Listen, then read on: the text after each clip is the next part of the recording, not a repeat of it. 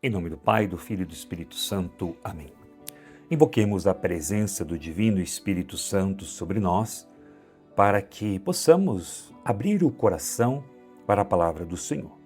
Quero lembrá-los da importância de você se inscrever no canal, deixar o like, o comentário, ativar o sininho que está aí no YouTube, na parte de cima, tem aí o sininho, se você clicar nele, aí todos os dias quando nós postarmos as homilias, já vai chegar aí um sinalzinho do alerta aí no seu celular, para que você não se esqueça de ouvir a palavra do Senhor.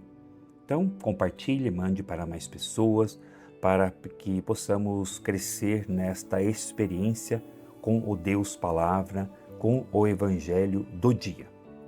Hoje vamos meditar Mateus capítulo 10, do 34 até o capítulo 11, versículo 1. Que o Espírito Santo de Deus venha em socorro das nossas necessidades, venha em socorro das nossas fraquezas, ilumine o nosso dia, a nossa semana, para que possamos fazer a vontade de Deus. Nos deixemos agora tocar pela palavra do Senhor. Naquele tempo, disse Jesus aos seus discípulos: Não penseis que vim trazer paz à terra. Não vim trazer a paz, mas sim a espada. De fato, vim separar o filho de seu pai, a filha de sua mãe, a nora de sua sogra. E os inimigos do homem serão os seus próprios familiares.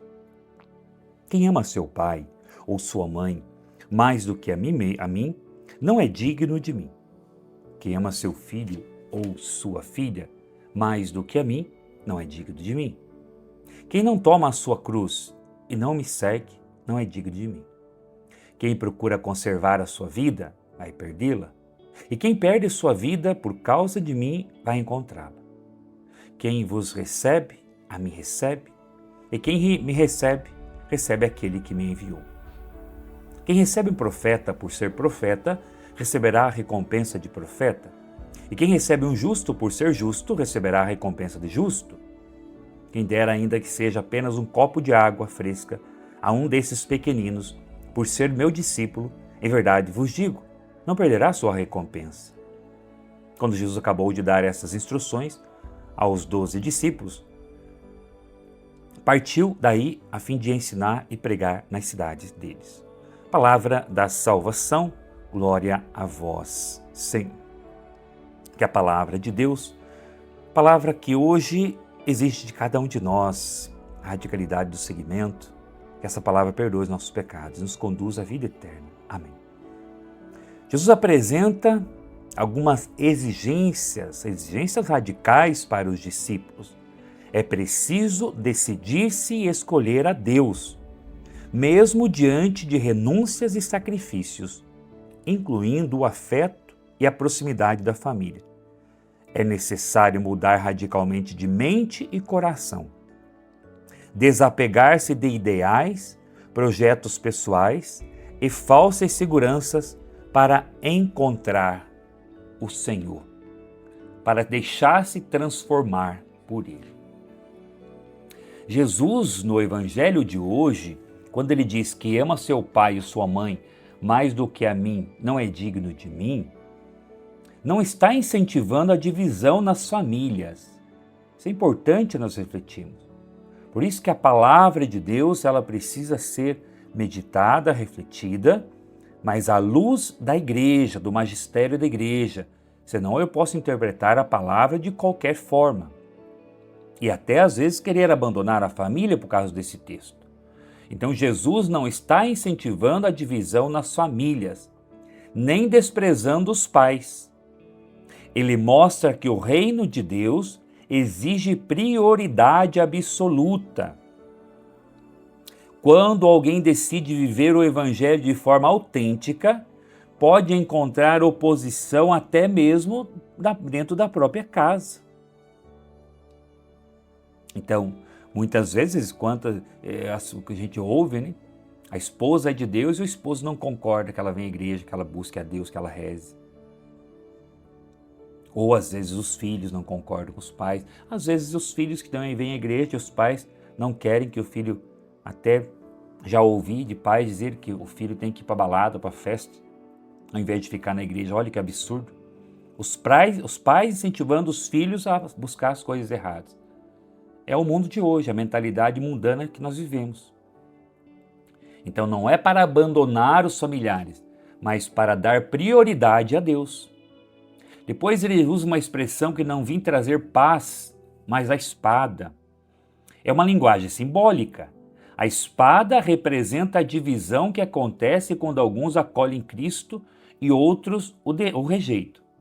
Não é a violência, mas a consequência inevitável da escolha por Jesus. Portanto, Jesus apresenta 3 exigências para o seguimento: amar Jesus acima de qualquer pessoa, tomar a própria cruz aceitando sacrifícios e renúncias, perder a vida por Cristo para encontrá-la plenamente. Posso até testemunhar que depois que eu dei o meu sim, eu precisei renunciar, sair de casa e morar longe, ficar um ano, muitas vezes, sem vir visitar os parentes. Às vezes nascia um sobrinho, quando voltava já estava com 1 ano de idade. Às vezes nem via o nascimento, ali a criança crescer, os pais envelhecendo. Perdi meu pai já no seminário, quando estava no último ano de filosofia, 2008. Esta é a cruz do seguimento, a renúncia do seguimento. Depois que o Senhor faz as exigências, ele fala da recompensa de quem acolhe os discípulos. Quem recebe o enviado de Deus, recebe o próprio Cristo. E quem pratica até um pequeno gesto de caridade, por exemplo, um copo de água, não ficará sem recompensa. E o capítulo termina dizendo que Jesus continuou sua missão de ensinar e anunciar o reino. Nós devemos refletir sobre o evangelho de hoje. O primeiro lugar pertence a Deus. Nada deve ocupar o lugar que pertence ao Senhor. Pessoas, bens, sucesso ou projetos pessoais. O primeiro ponto, então, a reflexão. O primeiro lugar pertence a Deus na minha vida. O segundo, a cruz faz parte da vida cristã. Não existe santidade sem renúncia. A cruz não é sinal do abandono de Deus, mas caminho de ressurreição. Ponto 3. Pequenos gestos têm grande valor diante de Deus. Uma palavra de incentivo, uma visita, uma oração, um copo de água, oferecido por amor, possuem valor eterno. São Maximiliano Kolbe colocou Cristo acima da própria vida e entregou-se para salvar um pai de família no campo de concentração. Viveu literalmente as palavras: quem perde a sua vida por minha causa, receberá a recompensa. Ser cristão não é apenas acreditar em Jesus, mas fazer dele a prioridade da vida. Quem coloca Cristo em primeiro lugar encontra a verdadeira paz, mesmo enfrentando incompreensões. Cada renúncia feita por amor e cada gesto simples de caridade tem valor eterno diante de Deus. Devemos hoje fazer essa reflexão. O que hoje ocupa na minha vida o lugar que pertence somente a Deus? O que hoje ocupa na sua vida o lugar que pertence somente a Deus?